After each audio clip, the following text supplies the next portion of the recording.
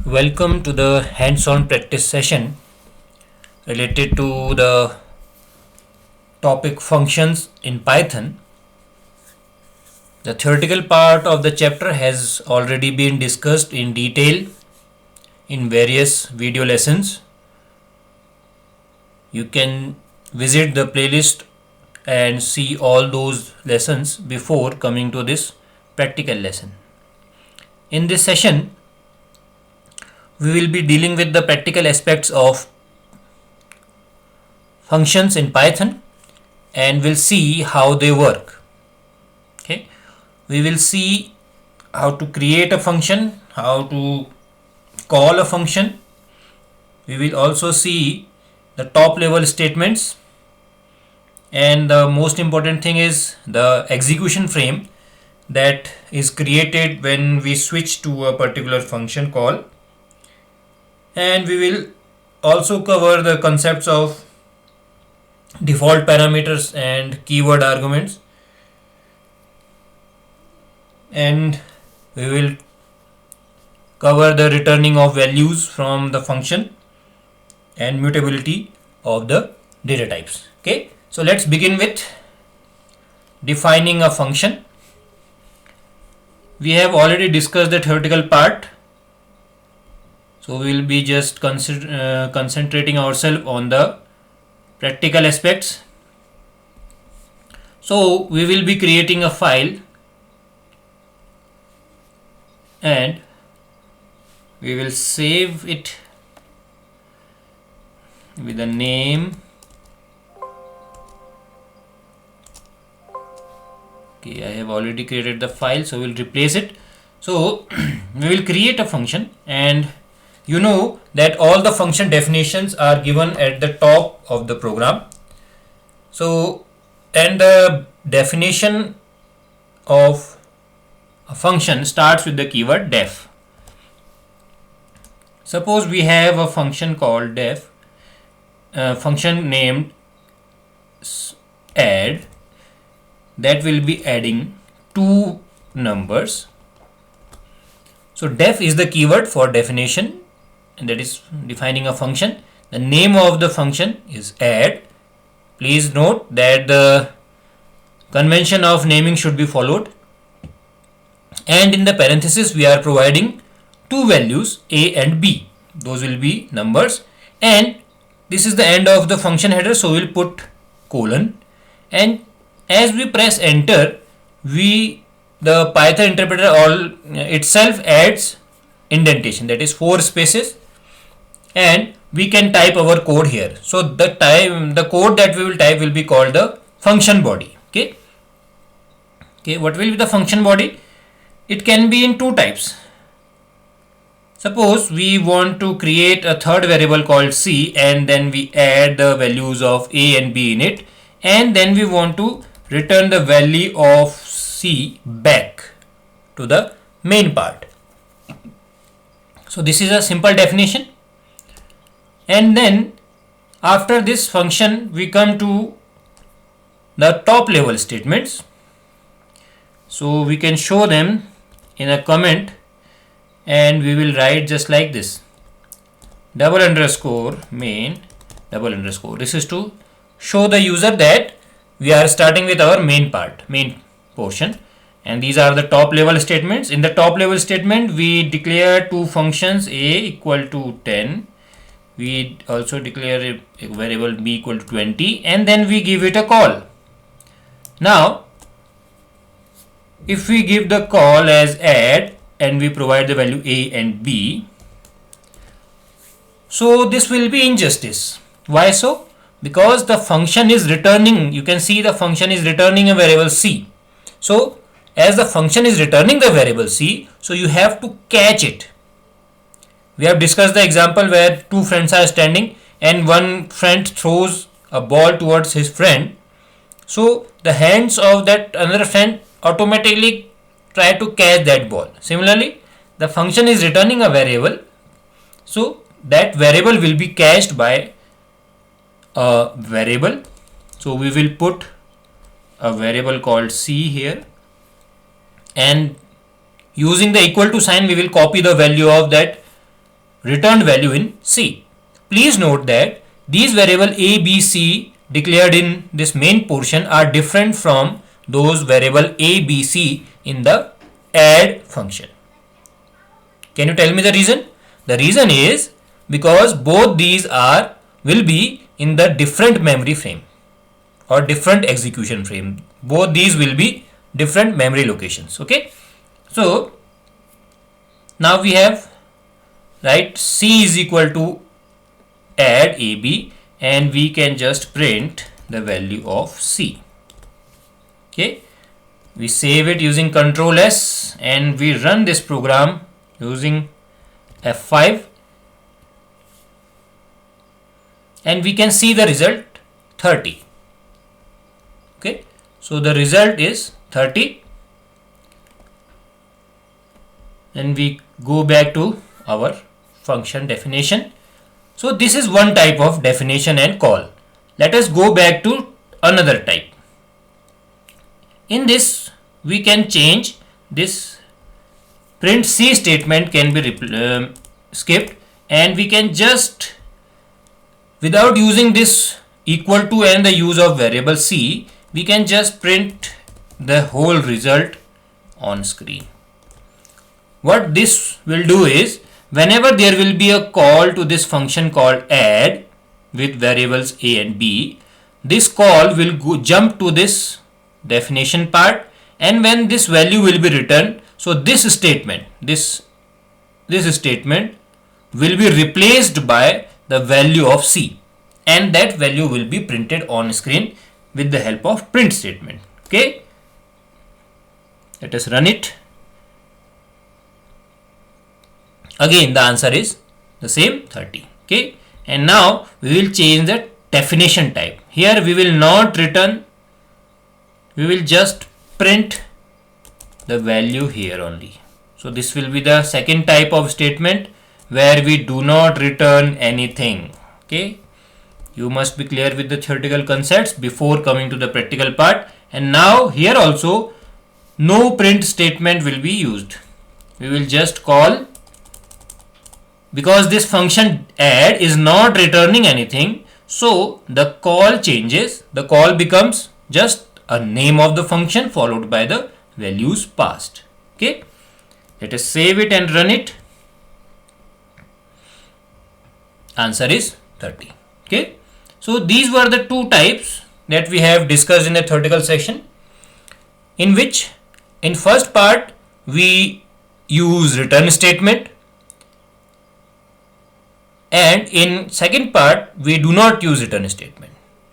If you use return statement, then you require a variable or a print statement with the function. Okay, so this is the result. Now the thing that we have discussed, if the function is not returning anything, so you can directly call it with its name followed by the argument that it requires. Clear?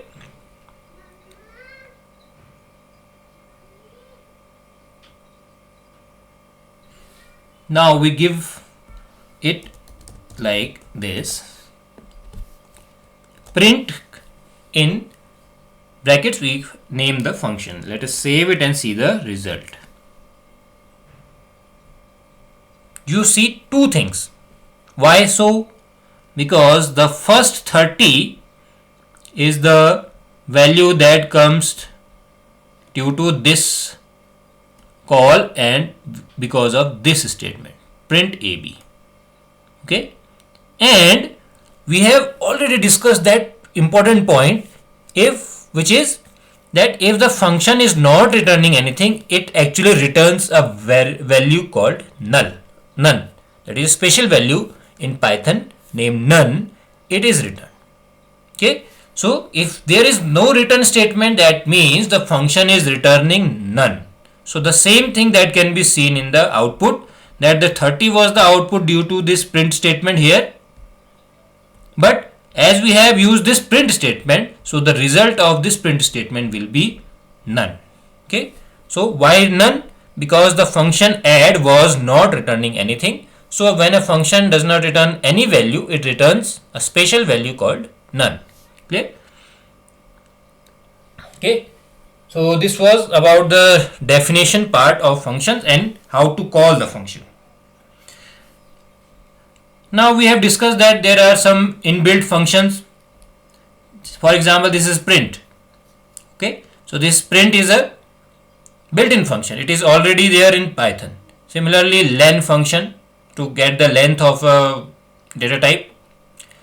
Then we have input function that we use to get the input from the user. Those all are built-in function. And similarly, we have functions. Those are defined in modules. And the third one is user-defined function. The example of user-defined function is given here. Because we have defined this function add. This is neither defined in Python nor we have used any library for it. This is our function. We have defined it. We have given it a name. We have given it the arguments and the body. So this is user defined function. So we can define any function, but the name should not clash with the built-in functions. Okay, so you can give the names that are not already defined in Python. And you can also see that this indentation is there. This portion, this is indentation. So all the statements that will be, suppose we were doing like this, C is equal to A plus B, and we were printing C here. Okay, and suppose we also put a return statement. So you can see that whenever I press enter, that after return statement the line goes back to the origin. Why? Because after return statement is executed, the function is supposed to be terminated. That's why the line came back to its original position. But if we will write any other statement, suppose we press enter here, then it will not go back to the origin. It will be continuing on the same indentation level because we have not ended our function. Okay, either we can end it just by like this, then again it will move to the origin, the start of the line, because whenever a function, either it is returning a value or not returning value, a return statement is executed by the Python interpreter itself. If you are specifying, it will execute your command, but if you are not specifying, then it will automatically put a return statement. Okay, and the return value will be none. Okay, so whenever you put return, the control goes to the starting of the line. So these three lines, as they are at the same indentation level, you can see all the three lines are at the same indentation level. That means these three lines belongs to this block. Add is a function or a block which contains these three lines. If you try to indent it a bit more, okay, then what will happen? Let us see. By running this code, you will get unexpected indent because you have put an extra indent without specifying those colon sign. Because in Python, the colon sign represents the beginning of a new block and the new block is indented. As there is no colon sign before this print statement and it is having indentation, so it is unexpected. So that's why you get the syntax error, unexpected indentation. Okay, so you should know that whenever you are having a colon sign, then all the lines following that should be in the same indentation level. If you are posing an extra if block or loop, then it can go towards more indentation. Suppose we write if 1. Now you see we have put a colon sign. Now when we press enter, then that indentation level is more towards inside. Okay, so this is allowed because it is indentation inside indentation, because this indentation is caused due to this colon sign. Okay, so the colon sign must be there before indenting any line in Python. If you are trying to put an extra indentation yourself, it will generate error. Okay, now so these were the lines that we are talking about, that is top level statements, and we have discussed that there is a variable called dunder name dunder that stores this name. So we can just print the value of double underscore name double underscore. The short form of double underscore the programmers use, Python programmers use is dunder. So we will save this program and we will run it. You can see the result of this print dunder name dunder gives dunder main dunder, which means that the name of this location, all the location that contains these top level statements, is double underscore main double underscore. Okay, so the concept we discussed in the theoretical portion is clear to you? Great. So students, now discussing those simple function concepts, then we come to the some advanced concept, that is the concept that we had discussed in theoretical lessons, that was of execution frame. I have told you that whenever a function call is encountered, a new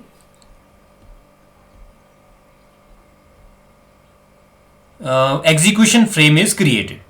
Okay, so we will discuss the example in a visual manner, and the website that can show you how you can visualize that, it is pythontutor.com. Here you can check your code visually, what changes in memory will be happening there. Okay, so I have typed a code having three functions, one of summation, another of difference, and third of multiplication. And after that we have some top level statements in which we have used two variables and then we have called these functions. Okay, so this website helps you to visualize the execution of a Python program.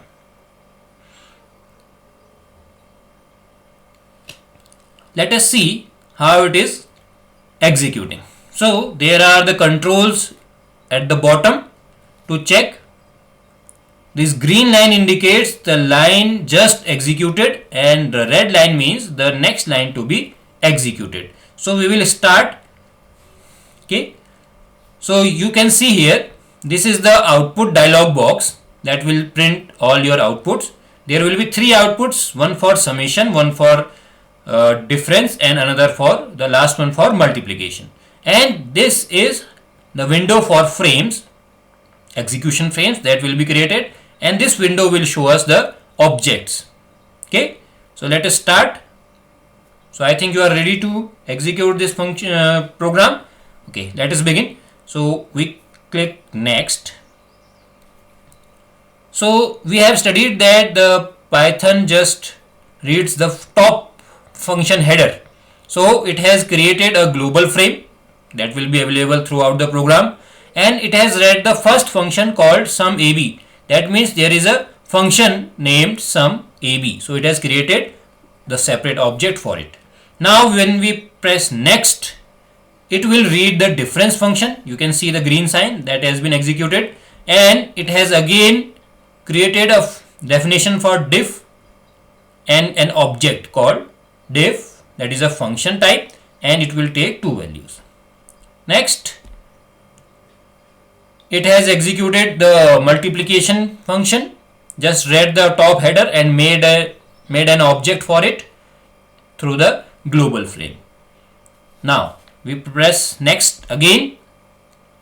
You can see in the global frame a variable a has been created with value 50. Now a variable b has been created with value 20. Now we will see that how this print sum AB will create a new execution frame. Okay, be ready for it. Now we press the next button. Here it is.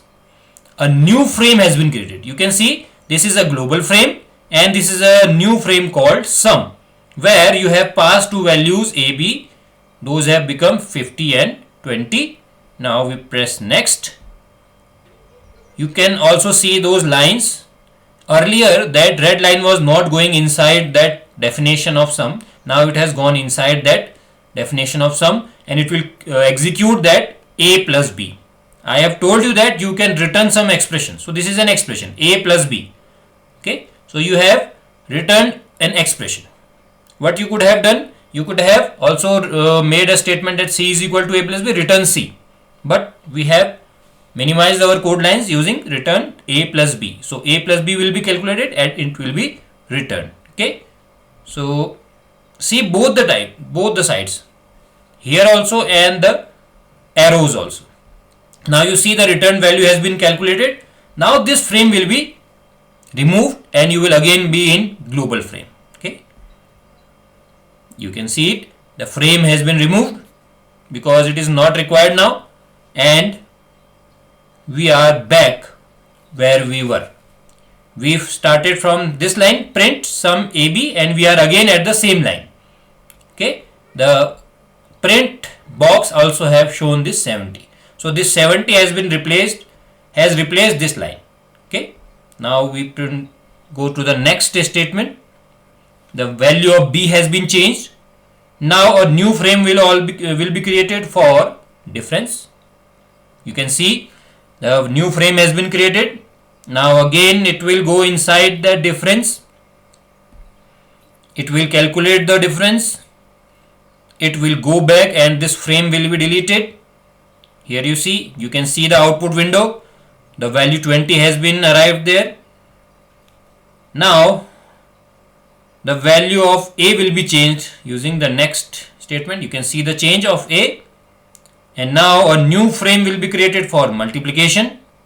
Here it is, and now the value will be calculated. This is the value, and this value will be returned, and the frame for multiplication has gone. Okay, so we are at the end and we have got these three outputs, and this is the condition, the current condition of our global frame. Okay, I hope you have understood the execution, how the execution goes, and how an execution frame is created. What we can do is that we can just change these variables here. Let us give a name, the names as xy, and here also we change the name as x plus y, and here also we will change the name to xy, and we will change the value x plus y. This is to show you that the variables defined here are different from here. This AB is different, and here this AB is different, because you have seen that a new memory space is created. So the variables defined in this memory frame A and B global frame are different, and the AB that will be created, that were created earlier in the execution frame of sum, diff and mul were different. Okay, so let us run again. Let's go to the first line. Now again see, we will be a bit fast, but you can see by slowing down the speed of the video yourself. This is sum, this is diff, this is mul. The interpreter is not going inside the definition, it is just reading the header. Now A is created, B is created. Now a new execution frame will be created. Now this. Now here x and y have been created with the value of A and B. It will be executed. Here it is. The value will be returned. Frame is lost. Now value change, new frame created, difference calculated, value returned, the execution frame gone, value of A changed, execution frame created with the value x and y, not A and B, then multiplication of the values received, the value will be returned, and this whole MUL execution frame will be gone. And now we are at the end of our program, and this is the condition of our global frame, and we have received these outputs. So this was an example to show how the execution frames are created and how when we come back from that execution frame, those are removed. Okay, so actually we are working on two memory locations. The example that we have discussed of the rooms that you have in your house, one is study room, one is dining room. When your mom calls and you are studying, you jump from study room to the dining room. Okay, when you are finished, you come back again and you again restart your work from where you left. Similarly, the work is you return to the same statement where you left. Okay, so if you are at this statement, line number 12, print sum AB, you jump from this statement to this definition, and after returning you will again come to the same location, then you will continue. Okay, so this was the example to show you how this execution frame works. Okay, so we are ending this practical session 1 here, because if we go forward it will be a very lengthy one, so it is better to have two short videos so that you can concentrate on two different portions. So in this first portion we have discussed about that how to define a function, how to call a function, and how the function works actually in Python. Okay, so in the next video we will be dealing with default parameters, keyword parameters, mixing of arguments, returning multiple values, and working with global keyword, and mutability of and immutability of data objects. Okay, I hope that I am able to make all these things clear through this practical session. Please try to run this video again and again so that you can just concentrate, and you should try to be as per your grasping speed. Okay, and this execution frame discussion is very important for you. You should focus at both the portions, one at frames and the code line also, so that you can understand how the Python interpreter moves from one execution frame to other execution frame during the function calls. Okay, so I will see you in the next video.